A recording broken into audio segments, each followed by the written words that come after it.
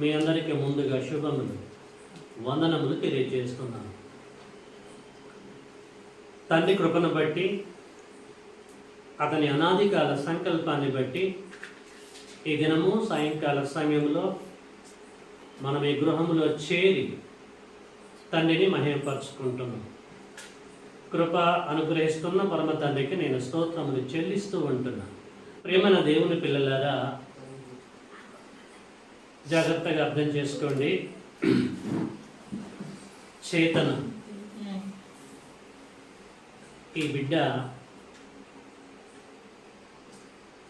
సహోదరులు నరసరావు గారి గర్భం గుండా, సహోదరి సుధా గారి గర్భం గుండా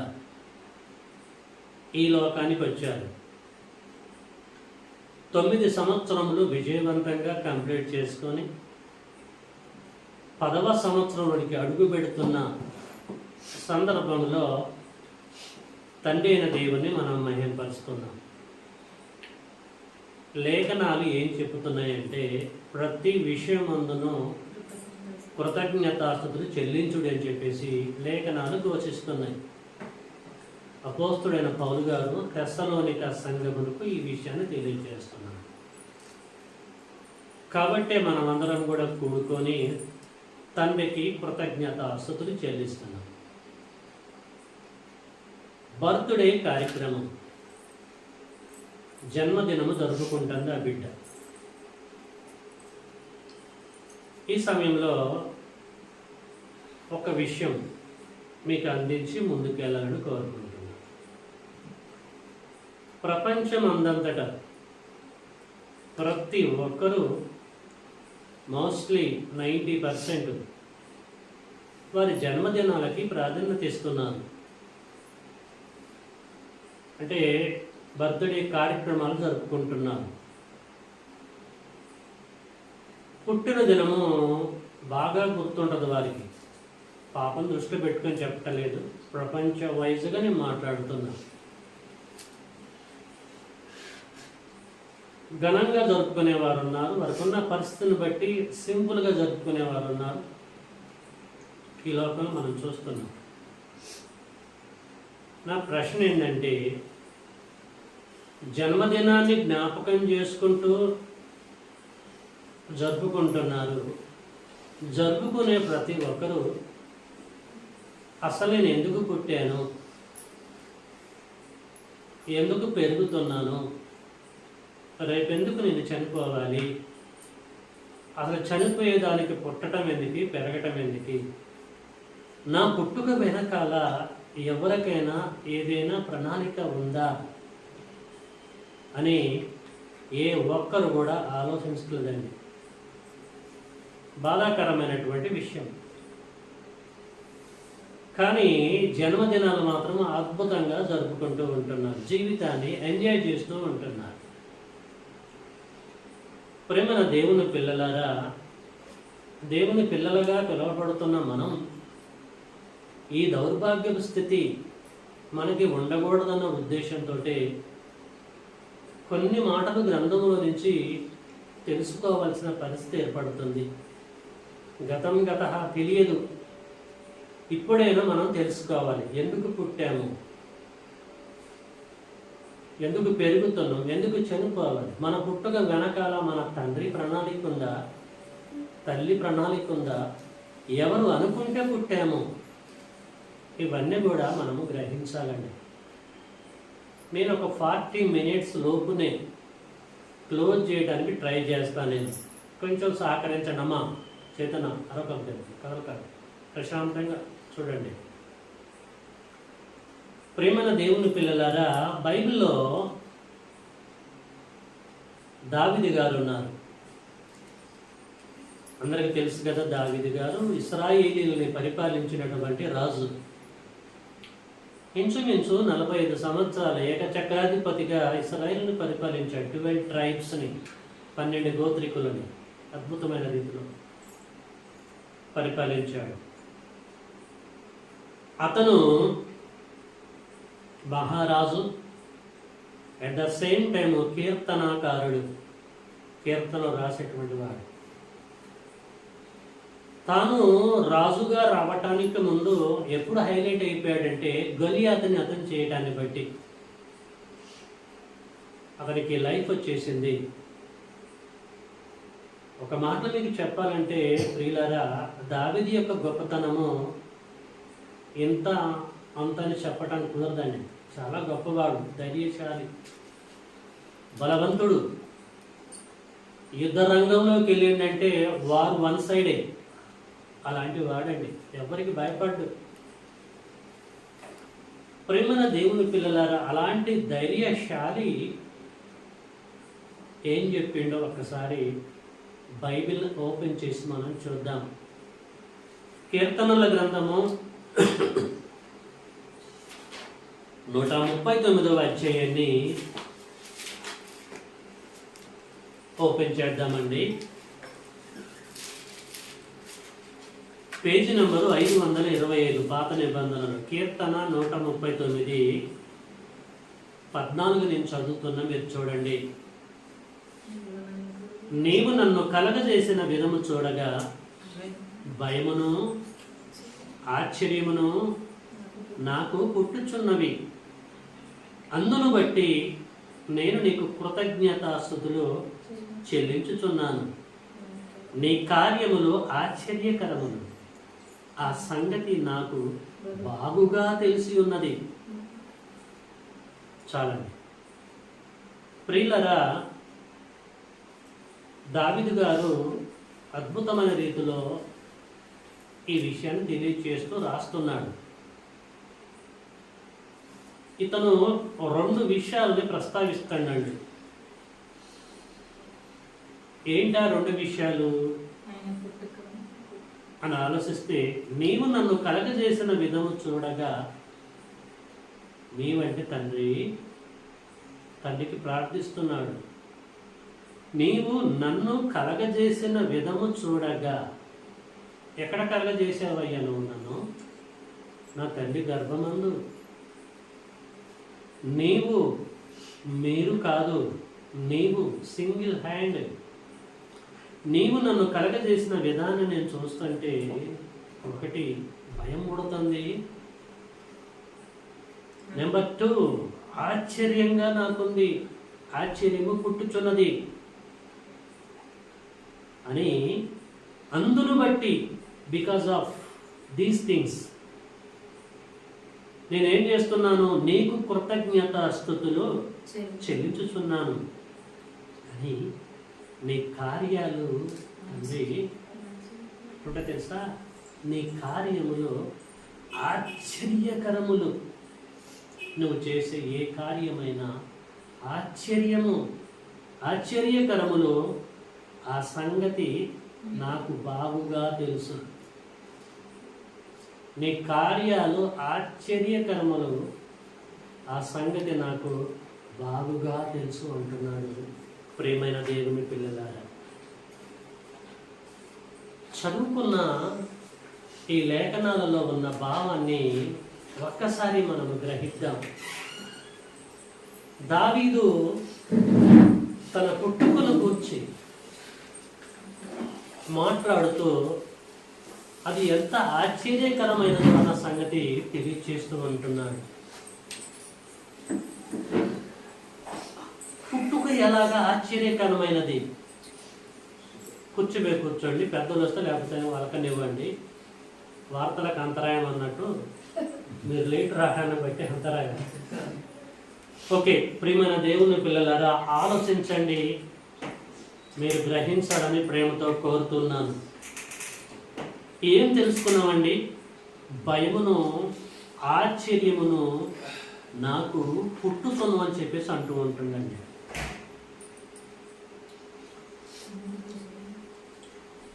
దావీదు యొక్క పుట్టుక దావీదుకి ఆశ్చర్యం ఎందుకు అనిపించింది? జ్ఞానం కలిగిన మనము ఆలోచించాలి. తొందరగా కూర్చోండి. దావీదు యొక్క పుట్టుక దావీదుకు ఎందుకు ఆశ్చర్యం అనిపించింది? భయము పుడుతుందని చెప్పేసి అన్నాడు. భయం ఎందుకు పుడుతుంది? ఆశ్చర్యం ఎందుకు అనిపిస్తున్నది అనేది ఈ రాత్రికాల సమయంలో ఈ సందర్భాన్ని బట్టి మనము గ్రహించాలి. ఆయన పుట్టుకలో ఉన్న ఆశ్చర్యం ఏంటిది, ఇంకా ఏమన్నాడు అని మనం ఆలోచిస్తే, నీ కార్యాలు ఆశ్చర్యకరములు, ఆ సంగతి నాకు బాగా తెలుసు అంటున్నాడు. నాకు బాగా తెలుసు మీ కార్యాలన్నీ ఆశ్చర్యంగా ఉన్నాయి అంటున్నాడు. ప్రియమైన దేవుని పిల్లలారా, ఇప్పుడు మనము జ్ఞానం కలిగిన మనము ఈ లేఖనాలలో ఉన్నటువంటి సంగతులని యుక్తిగా విశ్లేషించాలి. దేవుని కార్యాలు ఆశ్చర్యమేంటిది, నువ్వు నన్ను కలగజేసిన విధానం చూస్తే భయం పుట్టడం ఏంటిది. ఇప్పుడు మనము చూద్దామండి.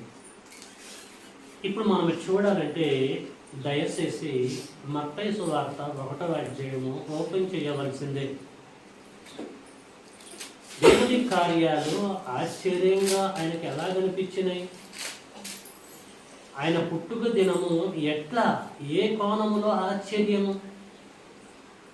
ప్రియులారా, ఆలోచించండి.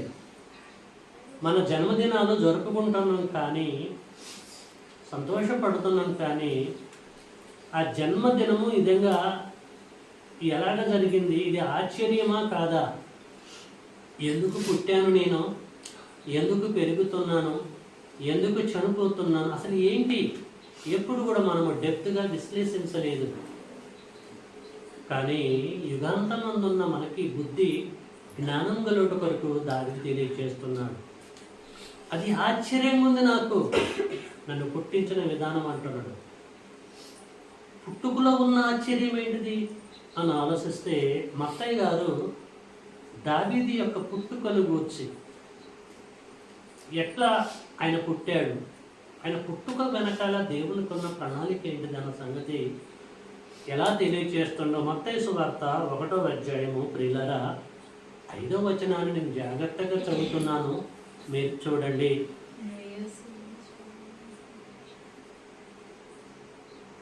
నయసోను షల్మానును కనెను, షల్మాను రాహాబునందు బోయాజును కనెను, బోయాజు రూతునందు ఓబేదును కనెను, ఓబేదు యెషయిని కనెను, యెషయి రాజైన దావీదును కనెను. నువ్వు నన్ను కలగజేసిన విధమును చూడగా నాకు ఆశ్చర్యం ఉంది అన్నాడు. అట్ ద సేమ్ టైము నాకు భయంగా ఉంది అన్నాడు. భయాన్ని పక్కకు పెడదాము, ఆశ్చర్యాన్ని ఇప్పుడు హైలైట్ చేసి మాట్లాడదాం. ఏంటి నేను పుట్టుకలో ఉన్న ఆశ్చర్యము అని ఆలోచిస్తే, ప్రియులారా, దావీదుని కన్నది ఎవరాట? దావీదు యొక్క తండ్రి యెషయి. మరి యెషయి యొక్క తండ్రి ఎవరు? ఓబేదు. ఓబేదు యొక్క తండ్రి ఎవరు? బోయాజు. ఏమండి, మరి బోయాజు యొక్క తల్లిదండ్రులు ఎవరు అని అంటే షల్మాను, రహాబు. వారి తల్లిదండ్రులు ఎవరంటే నయస్మోను, షల్మాను. అంటే ప్రియులారా, చాలా జాగ్రత్తగా ఆలోచించండి. మళ్ళీ ఈ లేఖనం చదువుతున్నాం. నయస్సోను షల్మానును కనెను, షల్మానును రాహాబునందు బోయాజును కనెను, బోయాజు రూతునందు ఓబేదును కనెను, ఓబేదు యెషయిని కనెను, యెషయి రాజైన దావీదును కనెను.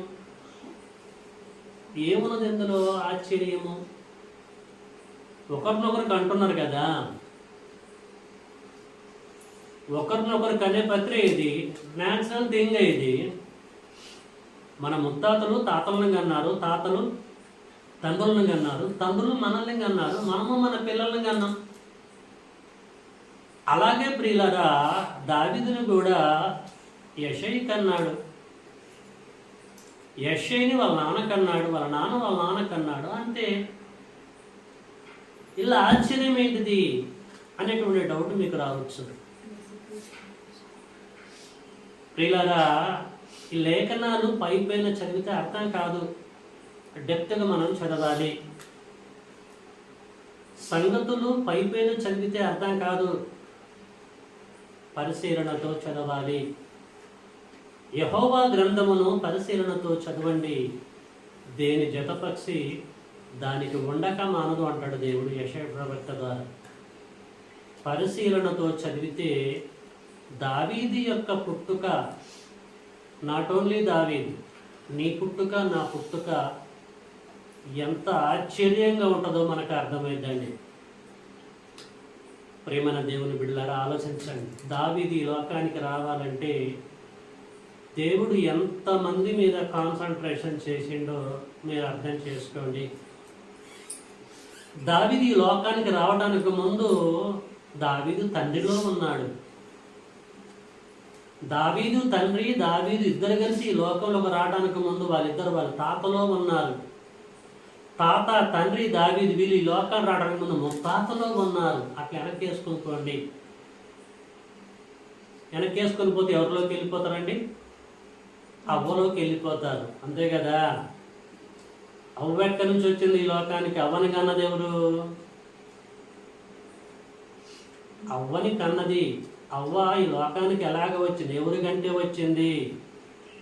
ఆదాము కంటే ప్రియులారా ఈ లోకానికి వచ్చింది. అంతేగా పక్క టెంపుల నుంచే కదా దేవుడు ఆనందించింది. ఆలోచించండి. ప్రస్తుతానికి ప్రపంచ జనాభా 800 కోట్ల జనాభా. ప్రస్తుతానికి ఇలాంటి జనాభా ఎంతమంది పుట్టారండి? పుట్టటానికి ముందు ప్రియులారా వీరందరూ కూడా అవ్వలో ఉంటే అవ్వ ఆదాములో ఉంది. అంటే ఆదాములో ఎన్ని 100 కోట్ల జనాభా ఉన్నారో మీరు అర్థం చేసుకోండి. సో దేవుడు ఏం చేసిండంటే ఆదాములో ఉన్న ఈ 100 కోట్ల జనాభాని కాలాన్ని బట్టి భూమి మీద ఆయా ప్రాంతంలో డెలివర్ చేసుకుంటూ వచ్చాడు. అపోస్తల కార్యము 17వ అధ్యాయము 26వ వచనం అందరూ తీయండి. అపోస్తల కార్యము 17వ అధ్యాయము 26, పేజీ నంబరు 120. ఎంతసేపు చెప్తాడో అనుకోకాకండి, నాకు తెలుసు నాడి క్లోజ్ చేయడానికి ట్రై చేస్తా. ప్లీజ్ కోఆపరేట్ చేయండి. 17:26 మరియు యావత్తు భూమి మీద కాపురము ఉండుటకు యావత్తు భూమి మీద కాపురము ఉండుటకు ఆయన, దేవుడైన యెహోవా, ఆయన ఒకని నుండి ప్రతి జాతి మనుషులను సృష్టించిండు.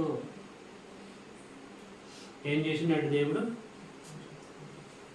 దేవుడు యావత్తు భూమి మీద మనము కాపురం ఉండాలన్న ఉద్దేశంతో ఒకని నుండి, ఎవరా ఒకరు?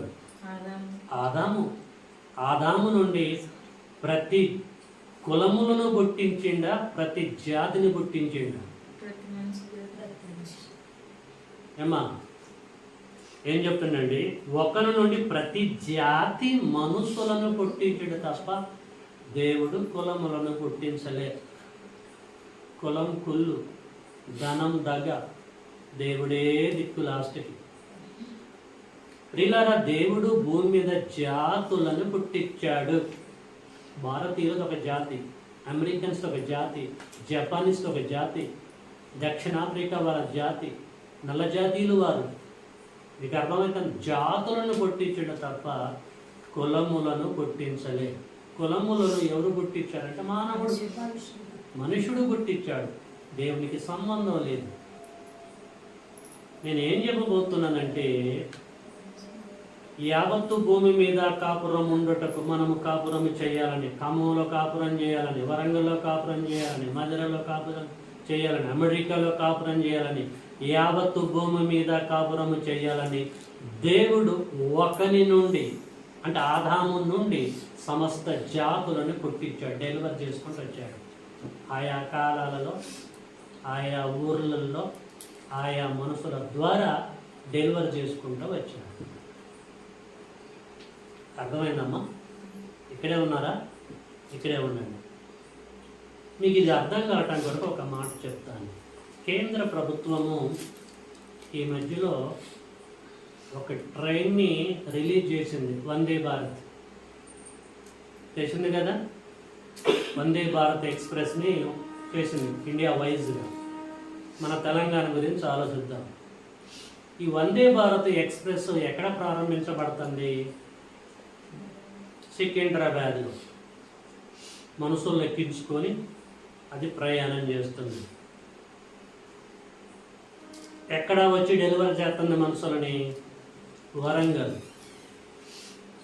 తర్వాత Khammam, Vijayawada, Rajahmundry, Samarlakota, last and final Vizag. అర్థమవుతుందా? ఎక్కడ బయలుదేరుతుంది అది? సికింద్రాబాద్. మనుషులను ఎక్కించుకొని ఏ స్టేషన్లో ఎవరిని డ్రాప్ చేయాలో డ్రాప్ చేసి వెళ్ళిపోతూ ఉంటుంది. స్టేషన్ రాగానే అందరు దిగుతారు, వెళ్ళిపోతారు. చాలా జాగ్రత్తగా ఆలోచించాలి. ప్రేమల దేవుని పిల్లలారా, ఈ వందే భారత్ ఎక్స్ప్రెస్ ఎన్ని ట్రాక్ల మీద ప్రయాణం అవుతుందండి? పట్టాలు ఒకటా రెండా? 2 పట్టాలు. 2 పట్టాల మీద అది ప్రయాణం చేసుకుంటూ వస్తుంది. ఒక్క పట్ట మీద రావచ్చు కదా ఒక ట్రాక్లో. పోనీ వరంగల్ వరకు 2 ట్రాక్ల మీద వచ్చేసి అక్కడి నుంచి ఒక ట్రాక్లో ప్రయాణం చేయొచ్చు కదా? చేయలేదు. అది ట్రైన్ తత్వం కాదు అది. అలాగా ఈ 2 ట్రాకుల మీద వందే భారత్ ప్రయాణం చేసుకుంటూ అన్ని స్టేషన్లు దాటుకుంటూ వైజాగ్ వరకు వెళ్తుంది. ఏ టైంలో ఎక్కడ ఎవరెవరిని డెలివరీ చేయాలో డెలివరీ చేసుకుంటూ వెళ్తుంది. మీకు అర్థమవుతుందా? అప్పటి వరకు స్టేషన్ వచ్చేంత వరకు ఆ ట్రైన్లో మనుషులందరూ కూడా ఉంటారు. ఎవడి స్టేషన్ వచ్చినప్పుడు వాడు దిగిపోతున్నాడు. ఆ ట్రైన్ నడవాలంటే ఈజీగా ఉందండి. ఎంత పెద్ద వ్యవస్థ పనిచేయాలి ఏమండి? ఎంత కష్టంతో కూడుకున్నదండి. డ్రైవర్ మంచోడు ఉండాలి, ట్రైన్ చక్కగా ఉండాలి, చక్రాలు కరెక్ట్గా ఉండాలి, ట్రాక్ కరెక్ట్గా ఉండాలి, సిగ్నలింగ్ వ్యవస్థ ఉండాలి, ఉన్నది మంచిగా పనిచేయాలి, స్టేషన్ మాస్టర్ ఉండాలి. ఎంత సిబ్బంది ఉంటుందో మీరు అర్థం చేసుకోండి. దీని వెనకాల ఎంత ప్రయాసం ఉంటుందో ప్రియమైన దేవుని పిల్లలు అర్థం చేసుకోండి. అంత పకడ్బందీ ప్రణాళికతోటి ఆ 2 ట్రాకుల మీద ఆ బండి వస్తూ ఒక్కొక్కరిని డెలివరీ చేసుకుంటూ వెళ్ళిపోతూ ఉంటుంది. ఎక్కడ తేడా జరిగినా కూడా గమ్యస్థానానికి ఎవరు కూడా వెళ్ళరు. ఆ స్టేషన్లో దేవడానికి వీలు కాదు. మీకు ఎందుకు ఈ విషయాన్ని చెప్పాను నేను అని ఆలోచిస్తే అర్థం చేసుకోండి. మనం అందరం కూడా ఆదాము గర్భంలో ఉన్నాం. కొన్ని వందల కోట్ల మంది. ఒక 30 ఏళ్ల క్రితమే మనం మన తల్లి గర్భంలో, తల్లిదండ్రుల గర్భం నుంచి ఈ లోకానికి ఎందుకు వచ్చాము? మన ఊర్లో ఎందుకు పుట్టాము? ఆల్రెడీ ఉన్నాం, అప్పుడెప్పుడో ఉన్నాం. ఆదాము కాలంలోనే, ఆదాము గర్భంలో ఉన్నాము. మనం పుట్టడానికి ఎంతెందుకు టైం పట్టింది అంటే మన స్టేషన్ అనేది ఇంకా రాలే. మీకు అర్థమవుతుందా? నా ప్రయాసం అర్థమవుతుందా? మన స్టేషన్ అనేది రాలేదు. స్టేషన్ వస్తే దిగిపోయేటోళ్ళం మనం, రాలే మన స్టేషన్. కాబట్టి ప్రియులారా, దేవుడు ఏం చేసిందంటే స్టేషన్ వచ్చింది, మన తల్లిదండ్రుల గర్భంలో నుంచి ఈ లోకంలోకి మనల్ని పంపించేశాడు టయాన్ని బట్టి. అట్లా దేవుడు తల్లిదండ్రుల ద్వారా మనల్ని డెలివర్ చేశాడు. కాలాన్ని బట్టి, పరిస్థితులని బట్టి. ఓకేనా? అంటే మనము ఈ లోకానికి రావటానికి అంత ఈజీగా జరిగింది ఆ ప్రాసెస్. దీని వెనకాల ఎంత వ్యవస్థ ఉంది, దేవుడు ఎంత కష్టపడి ఉండొచ్చు, ఎన్ని తరాలు దాటుకుంటా మనం వచ్చాము ఈ లోకంలోకి. ప్రియమైన దేవుని పిల్లలారా, వైజాగ్ వెళ్ళేంత వరకు ఆ ట్రైన్ ఎంత కష్టపడి మరి వచ్చిందో మీరు అర్థం చేసుకోవాలి. అది రావడానికి ఆ 2 ట్రాక్స్, ఆ ట్రైన్ రావడానికి ఆ 2 ట్రాక్స్ ఏ రీతిగా ఉపయోగపడ్డదో మీరు ఆలోచించండి. అలాగే ఈ లోకంలో మనం పుట్టటానికి కూడా మన అమ్మ ఒక్కటి కాదు, మన అమ్మ నాన్న కలిస్తేనే, ఆ ఇద్దరు ట్రాకులు పనిచేస్తేనే ఆ ట్రాకుల గుండా ఈ లోకానికి మనం వచ్చాము, మన స్టేషన్లో మనం దిగాము. అర్థమైందండి? నేను నా స్టేషన్లో దిగాలంటే 2 ట్రాకులుగా పిలువబడుతున్న నా తల్లిదండ్రులు అనేటువంటి వారు బ్రతకాలి. వారు బ్రతకాలి అంటే మా తాత తండ్రులు వారు బ్రతకాలి. అట్లా వెనకేసుకోపోండి. వాళ్ళనందరూ అందరూ ఒక్కొక్కరు ట్రాకుగా పనిచేసుకుంటూ వారి ధర్మాన్ని వారు నెరవేర్చగలిగినప్పుడే ప్రియులారా ఈ లోకంలోకి మనం వచ్చాము. ఆషామాషిగా మన డెలివరీ, మన పుట్టుక అనేది జరగలేదండి. చాలా కష్టము, అద్భుతమైనటువంటి దేవుడి ప్రణాళికతో ఈ లోకంలో మనల్ని పుట్టించాడు. ఓకేనా? రైట్. ఇప్పుడు మనము మత్తయి సువార్తలోకి వద్దాం.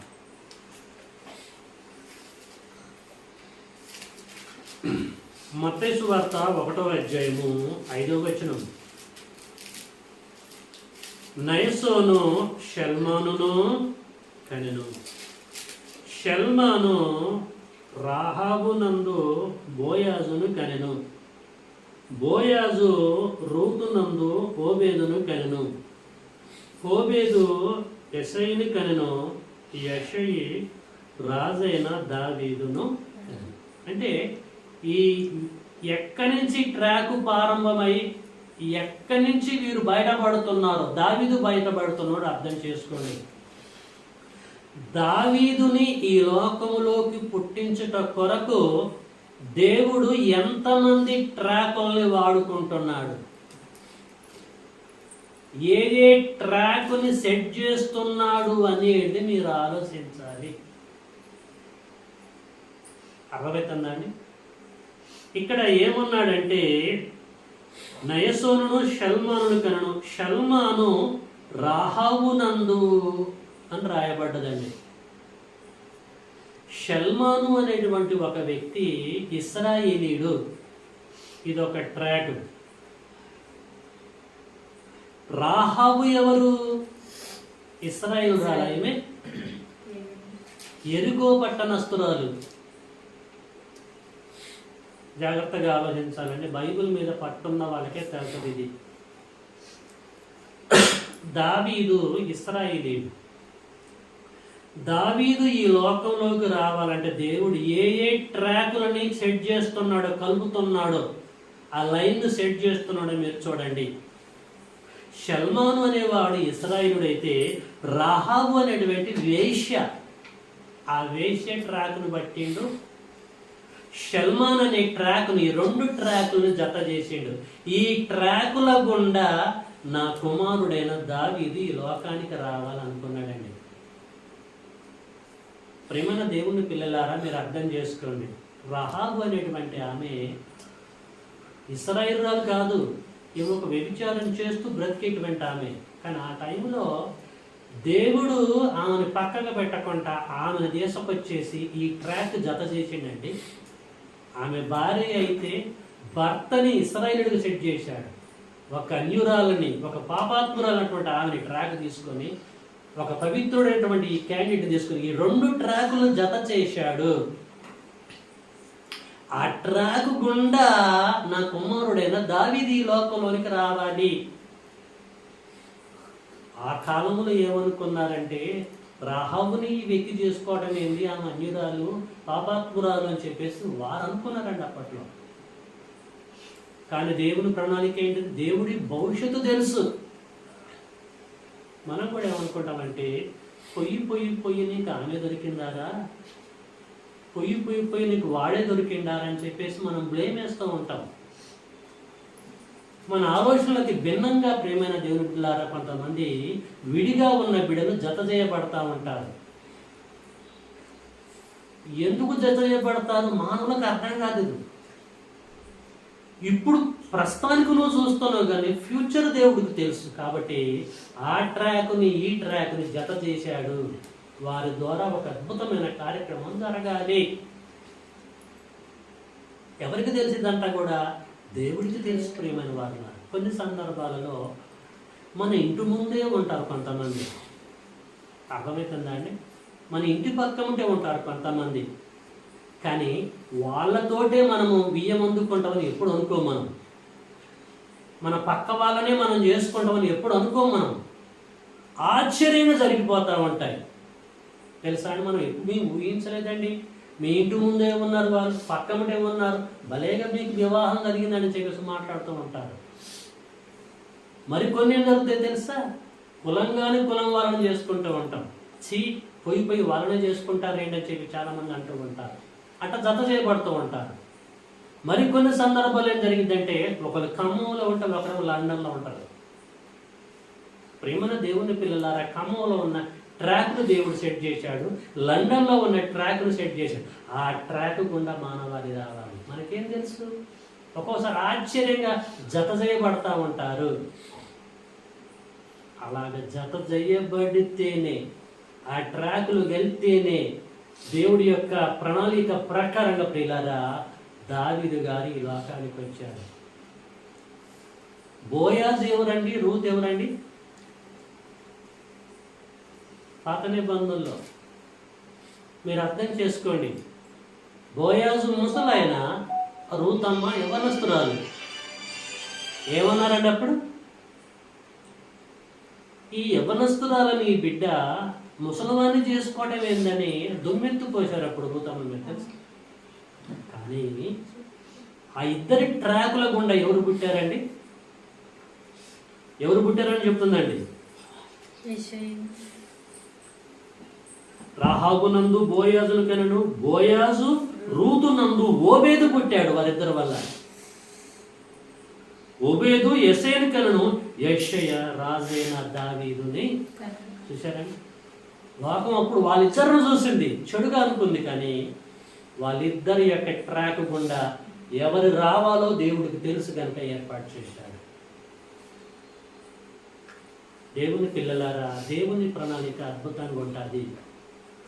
మన గర్భం గుండా ఒక బిడ్డ ఈ లోకానికి వచ్చింది అంటే బిడ్డ గొప్పతనం కాదు, బిడ్డని కన్నా తల్లిదండ్రుల గొప్పతనం కాదు. అర్థం చేసుకోండి. ఈ బర్త్డే జరుపుకుంటున్న ఈ బిడ్డ, ఆ బిడ్డను చూసారా? ఒక 10 years బ్యాక్ స్టేషన్గా పిలువబడుతున్న ఆ తల్లిదండ్రుల గర్భం కూడా ఈ లోకానికి వచ్చింది. ఆ స్టేషన్లో దిగింది, ఈ లోకానికి వచ్చింది. నరసుర ఒక ట్రాక్ అయితే సుధా ఒక ట్రాక్. ఆ ట్రాక్ గుండా వచ్చింది ఈ లోకానికి. ఎందుకు వచ్చింది? దేవుని ప్రణాళిక. ఇక్కడ ఒక విషయం మనం ఆలోచించాలి. ఆ పేరేం పేరండి? ఈ రాహాబు. ఆ ట్రాక్లో ఉన్నటువంటి మనుషులలో ఏ ఒక్క వ్యక్తి అయినా మధ్యలో చనిపోయింది అనుకోండి, దావీదు అనేటువంటి వ్యక్తి పుట్టేటండి. వారు దేవుడికి అవిధేయులుగా ఉన్నా సరే దేవుడు అది పట్టించుకోలేదు. వాళ్ళ గర్భం గుండా దావీదు రావాలి, దావీదు వంశంలో నుంచి యేసు రావాలంటే ఖచ్చితంగా ఈ ట్రాకులు ఏ ఒక్కడు కూడా చచ్చిపోకూడదని వాళ్ళని కాపాడాడు. తెలుసా? మన పితరులందరూ దుర్మార్గులుగా ఉన్నా దేవుడు వాళ్ళు ఎందుకు చంపలేదనంటే వాళ్ళు చెప్తున్నారు, మన పితరులందరిలో దుర్మార్గులు, దుష్టులు, నరహంతకులు, దోపిడిదారులు భయంకరంగా జీవించిన దేవుడు వాళ్ళని ఎందుకు చంపలేదంటే వాళ్ళప్పుడే చచ్చిపోతే ఈ లోకంలోకి మనము వచ్చేటోళ్ళం కాదు. భవిష్యత్తు కలిగిన దేవుడు వాళ్ళు దుర్మార్గంగా ఉన్నా దేవుని పట్టించుకోపోయిన వాళ్ళని కాపాడుకుంటూ వచ్చాడు. ఎందుకంటే వాళ్ళ వంశం ఈ లోకానికి రావాలి, సర్వీసు చెయ్యాలి. కాబట్టి ప్రియమైన దేవుని బిడ్డలారా, ఈ లోకానికి మనం రావాల్సిన పరిస్థితి పడాలి. ఈ స్కెచ్ అంతా, ఈ అద్భుతమైన దేవుడి ప్రణాళిక అంతా కూడా రింగ్ అవుతుందండి ఆబ్జెక్ట్. ఈ ప్రణాళిక అంతా కూడా మీకు తెలవకపోవచ్చేమో, నాకు తెలవకపోవచ్చేమో, కానీ దావీదుకు తెలుసండి. మీకు తెలవకపోవచ్చు, నాకు తెలవకపోవచ్చు కానీ దావీదుకు తెలుసుండి చెప్పినటువంటి విషయం అది. ఏం చెప్పిండండి చూద్దాం. కీర్తనల గ్రంథము 139వ అధ్యాయము 14. క్లోజ్ చేయడానికి సిద్ధంగా ఉన్నాను, సహకరించండి. కీర్తనల గ్రంథము 139, 14, 13, 14 కానీ చదువుతున్నా చూడండి. నా అంతరింద్రియములను నీవే కలగజేసితివి, నా తల్లి గర్భమునందు నన్ను నిర్మించిన వాడవి నీవే. నీవు నన్ను కలగజేసిన విధము చూడగా, ఇప్పుడు చెప్తున్నాడు, భయమును ఆశ్చర్యమును నాకు పుట్టుచున్నవి. చూశారండి, నీవు నన్ను కలగజేసిన విధము చూడగా తండ్రి భయము ఆశ్చర్యం పుడుతున్నది. ఎందుకు ఆశ్చర్యం పుడుతుందనంటే, ఎక్కడెక్కడ ట్రాకుల్లోనూ జత చేశావు, నా పితరుల దగ్గరికి వెళ్ళిపోయావు. రాహాబ్ ఏంటి, బోయాజ్ ఏంటి, పరిస్థితులు ఏంటిది, ఎక్కడెక్కడో ట్రాకులను సెట్ చేసావు నాయన. అక్కడి నుంచి తీసుకొస్తున్నావు నన్ను. నేను ఈ లోకానికి రావాలని నీ ప్రణాళిక నువ్వు కలిగి ఉండి ఏ ఒక్కరిని కూడా నాశనం చేయకుండా ఆ ట్రాక్ మీద తీసుకొచ్చి యెషయా గర్భం కూడా ఈ లోకాన్ని తీసుకొచ్చావు తండ్రి. అద్భుతమైన నీ ప్రణాళికి హ్యాట్సాప్ తండ్రి అని చెప్పేసి అంటున్నాడు. తన పుట్టుక వెనకాల దేవునికి ఉన్న ప్రణాళిక ఏంటో అర్థమైంది ప్రియులారా. దావీదు తండ్రి, తాత, ముత్తాతలు ఎవ్వడు కూడా నా కొరకు ఆలోచించకపోయినా, నా పని చేయకపోయినా నో ప్రాబ్లం, కానీ దావీదు మాత్రం నా కొరకు బ్రతుకుతాడని దేవుడు గ్రహించి ప్రియులారా దావీదుని ఈ లోకంలోకి తీసుకొచ్చాడు. అది గమనించినటువంటి దావీదు పలుకుతున్న సందర్భం ఇది. అర్థం చేసుకున్నాడు, నా పుట్టుక వెనకాల ఎందుకు నేను పుట్టానో, ఎందుకు పెరుగుతున్నానో, రేపు ఎందుకు చచ్చిపోవాలో, నా పుట్టుక వెనకాల దేవుడుకున్న ప్రణాళిక ఏంటో ఎవడు గ్రహించలేదు, కానీ దావీదు గ్రహించిందండి. తన పుట్టుకల గురించి గ్రహించాడు. గ్రహించదేవా నీకు స్తోత్రాలు తండ్రి అని చెప్పేసి అంటున్నాడు. What about you? నీ పరిస్థితి ఏంటిది? ఎప్పుడైనా జన్మదినాన్ని జరుపుకుంటున్న నేను అసలు నేను ఎందుకు పుట్టాను, నా పుట్టుక వెనకాల దేవుడికున్న ప్రణాళిక ఏంటని కూడా ఆలోచించావా? తండ్రి నుంచి తల్లి గర్భంలో పడ్డప్పుడు గడ్డగా రాలిపోయే అవకాశాలు లేవా అండి? ఉన్నాయా లేవా? ఉన్నాయి. ఎందుకు రాలిపోయి? ఎవడి గొప్పతనం అది? 9 నెలలు ఉన్నాం కదా, ఆడవారైతే 10 నెలలు ఉన్నాం కదా. ఎందుకు ఉన్నాము? అమ్మ తింటున్న తిండిని బట్టి ఉన్నాము అక్కడ, వాడుతున్న మందులను బట్టి అక్కడ ఉన్నామా? 9 నెలలు 10 నెలలు కంప్లీట్ చేసుకుని లోకానికి వచ్చాం. పుట్టగానే చచ్చిపోయే వాళ్ళు లేరా అండి? అమ్మా, పుట్టగానే చనిపోయేవారు ఉన్నారా లేరా? ఎందుకు చచ్చిపోలేదు మనము? ఎవడి గొప్పతనం ఇది? మన అయ్య గొప్పతనమా, అమ్మ గొప్పతనమా, లేకపోతే నీ గొప్పతనమా? మందులు వాడాను కనుక నువ్వు గట్టిగా ఉన్నావురా అంటాడు. కరెక్టా అది? ప్రేమన దేవుని పిల్లలు ఇప్పటి వరకు మనం బ్రతికామంటే ఎవడి గొప్పతనం అది? నీ గురించి దేవుడు తన గ్రంథపు చుట్టల్లో రాసుకున్నాడు. అనేక మంది రాలిపోతున్నా నిన్ను రాలిపోకుండా కాపాడాడంటే ఎప్పుడైనా నీ గురించి నువ్వు ఆలోచించావా? దేవుడి కొరకు నేను బ్రతకాలి, ఆ తండ్రికి నేను కృతజ్ఞతలు చెల్లించాలని ఎప్పుడైనా ఆలోచించావా? కరోనాలో అందరికి అర్థమైపోయాడుగా, ఎద్దుగాలే మేము బాగా ఉన్నామండి, మంచి హెగ్స్ తిన్నాం, మంచి ప్రోటీన్ ఫుడ్ తిన్నాం అంటారు చాలామంది. వాస్తవం అది? వాడు తీసుకున్న జాగ్రత్తలను బట్టి బ్రతికిండా అండి? దేవుని పిల్లలారా, నీవు దేవుని కొరకు బ్రతుకుతావు అన్న ఉద్దేశంతో ఆశ కలిగి నిన్ను ప్రొటెక్ట్ చేస్తూ ఉంటున్నాడు. లేపేయాలంటే పెద్ద సమస్య కాదు. లేపడా అండి? పుట్టించినోడు నాశనం చేయడం పెద్ద కష్టమా? ఎందుకు మనం చనిపోవటం లేదు? ఇప్పటివరకు ఎందుకు ఉనికి కలిగి ఉంటున్నాము? ఎవడి గొప్పతనం ఇది? మన గొప్పతనం కాదు ప్రియులారా. నీవు దేవుడి కొరకు బ్రతకాలి, దేవుని గురించి ఆలోచించాలి, మనసు మార్చుకోవాలి, మైండ్ సెట్ మార్చుకోవాలి. ఇక నేను ఆలోచిస్తావేమో, నా కొరకు ఉపయోగపడతారేమో అని చెప్పేసి ప్రియులారా, దేవుడు మనల్ని ఇంకా కాపాడుతూ ఉంటున్నాడు. అసలు నువ్వే వద్దనుకుంటే నీ పితరులు చంపేసాడుగా దేవుడు. వాళ్ళని లేపైతే మీకు అర్థమైతే మనం పుట్టడానికి ఛాన్స్ లేదు కదండి. మన నాన్న పుట్టగానే మన నాన్న లేపేస్తే మన పుట్టదండి ఉనికి లేదు.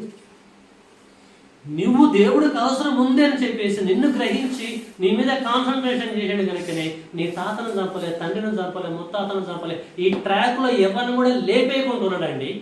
ఎంత ప్రేమమేడు ఎప్పుడన్నా ఆలోచించాడండి మీరు? ఏం బాబు ఆలోచిస్తున్నావా?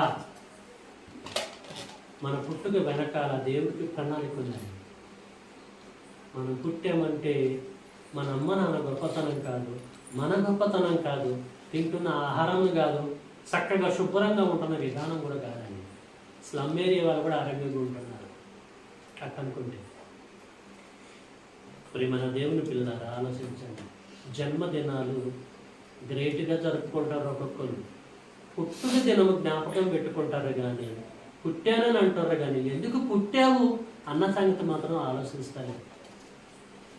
ఇంటికి వచ్చే కూరగాయలు కొనేటప్పుడు పరిశీలిస్తున్నావుగా, ఒక శారీ కొనేటప్పుడు పరిశీలిస్తున్నాగా. అర్థమవుతుందమ్మా? ఈ లోకంలో ఏ వస్తువు కొనాలన్నా కూడా నువ్వు ఆలోచిస్తున్నవే. వాటన్నిటికంటే శ్రేష్ఠుడు అయిన నీవు నేను ఎందుకు పుట్టాను, నా పుట్టుక వెనకాల ఎవరికైనా ఏదైనా ప్రణాళిక ఉందా అని ఎప్పుడైనా ఆలోచించావా? 21st సెంచరీలో ఉన్న శాస్త్రం అద్భుతంగా డెవలప్ అయిందండి. అనంతమైన విశ్వంలోకి వెళ్ళింది. విశ్వంలో ఉన్న ప్రతి పదార్థ రాశిని పరిశీలిస్తుంది. భూమి లోపల ఉన్న పదార్థాన్ని పరిశీలిస్తుంది. సముద్ర గర్భంలోకి వెళ్తుంది. సముద్ర గర్భంలో వజ్ర వైడూర్య రత్న రాశులు ఏమో నేను పరిశీలిస్తుంది. కానీ అసలు నేనెవరిని, నేను ఎందుకు పుట్టాను, ఎందుకు పెరుగుతున్నాను, ఎందుకు చనిపోవాలి, అసలు చనిపోయేదానికి పుట్టడం ఏందని ఏ ఒక్క వ్యక్తి అయినా ఆలోచించాడా? ప్రియమైన దేవుని పిల్లలారా, కొన్ని వందల కోట్ల కాంతి సంవత్సరాల క్రితమే నీవు నేను కావాలని దేవుడు తన గ్రంథపు చుట్టల్లో రాసుకున్నాడండి. ఎవరైనా ఆలోచిస్తున్నారా? దేవుని మనస్సు, దేవుని ఆలోచన ఏంటో గ్రహిస్తున్నారా? ఎవరు గ్రహిస్తలేదండి. కాబట్టి పిల్లరా ఆలోచిద్దాం, అర్థం చేసుకుందాం. దేవుడు నన్ను ఎందుకు పుట్టించాడు అని మనం గ్రహించి దేవుని కొరకు బ్రతుకుదాం. అలాగా దావీదు ఎన్ని కూడా గ్రహించి ఏం చేసాడు తెలుసా? నా వెనకాల ఇంత పెద్ద హిస్టరీ ఉందా తండ్రి, ఇన్ని కలలు కన్నవా తండ్రి, నా పట్ల నీకు ప్రణాళిక ఉందా? అయితే నేనేం చేయాలో తెలుసా? నేను ఈ లోకానికి రావడానికి ఎన్నో తరాల నుంచి ఉన్న మానవ జాతిని కాపాడుకుంటూ నన్ను బయటకు తీసుకొచ్చావు కదా, ఆశలు పెట్టుకొని. ఇది ఇప్పుడు నేను గ్రహించాను, నాకు ఆశ్చర్యం ఉంది. ఇప్పుడు నేనేం చేయాలో తెలుసా? కనీసం 3 తరాల వారికైనా నేను సేవ చేసి చచ్చిపోతానండి. అర్థమైనమ్మా? కనీసం 3 తరాల వారికైనా మీ సేవ చేసి నేను చచ్చిపోతా కృతజ్ఞతగా అని ఆలోచించి ఏం చేసాడు తెలుసా అండి?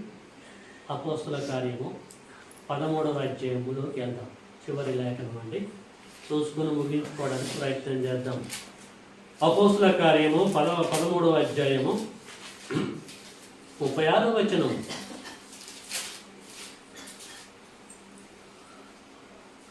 అపోస్తుల కార్యము 13వ అధ్యాయము 36. దావీదు దేవుని సంకల్పము చొప్పున తన తరము వారికి సేవ చేసి నిద్రించి తన పితరుల యొద్దకు చేర్చబడ్డాడు. వాట్ ఏ వండర్ఫుల్ స్క్రిప్చర్ అండి. దేవుని ఎడల కృతజ్ఞత కలిగి ఉంటాడు. అమ్మ తండ్రి, నా పట్ల ఇంత ఆలోచన పెట్టుకున్నావా అయ్యా, నన్ను చంపకుండా నువ్వు ఈ లోకాన్ని తీసుకొచ్చావా? అయితే ఎంత నేను గ్రహించాను. నేనేం చేయ తెలుసా? నా తరములో ఉన్న ప్రతి ఒక్కరికి మీకు సంబంధించిన ఇన్ఫర్మేషన్ అందరికి అందిస్తాను అని ప్రతి ఒక్కరికి సేవ చేశాడండి. ఒక్క తరం అనుకుంటారా? కాదండి. కీర్తనల గ్రంథము 71:18.